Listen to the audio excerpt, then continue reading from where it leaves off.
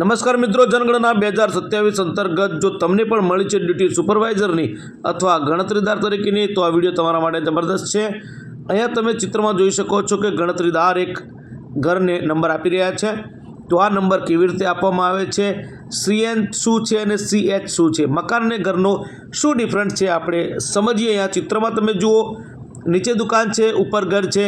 તો આ પ્રકારના સ્ટ્રક્ચરને શું ગણવામાં આવે છે? નીચે દુકાન અને ઉપર બે ઘર તમને દેખાઈ રહ્યા છે। આખા એક મકાનમાં 3 સ્ટ્રક્ચર તમને દેખાય છે। તો આને નંબર કેવી રીતના આપવા, ચાલો સમજીએ। આ ચિત્રમાં એક મકાન જેમાં 3 સેન્સસ હાઉસ છે, CN01 અને CH001, CH002, CH003 આ પ્રકારે આવશે।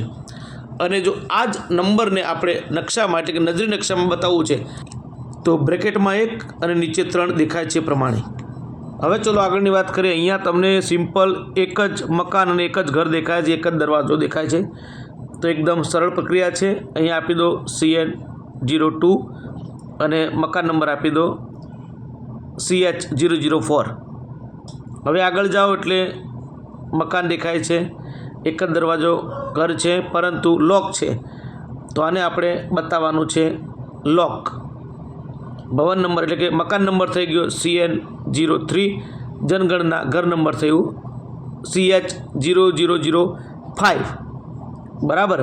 હવે કોઈ પ્રાથમિક શાળા તમને દેખાય છે, તો આ પ્રાથમિક શાળામાં CN04 અને CH0006। ચલો મિત્રો આગળ વધીએ। આગળ વધતા આપણને દેખાય છે કસ્તુરબા ગાંધી બાલિકા વિદ્યાલય, જ્યાં દીકરીઓ રહે છે, અભ્યાસ કરે છે। બાજુમાં એક નાનકડું બીજું આવાસ દેખાય છે, જેમાં ચોકીદાર તેના પરિવાર સાથે રહે છે અને તેનું જમવાનું અલગ છે।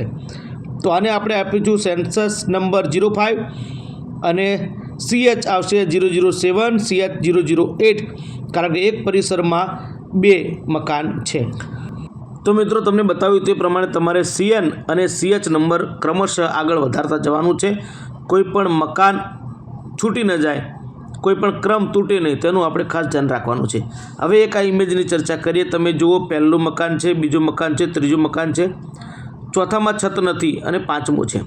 તો આપણે ક્રમશઃ આને CN નંબર આપતા જઈશું, બરાબર। અને છત નથી એને આપણે નંબર આપતા નથી, સીધા આગળ વધી જઈએ છીએ।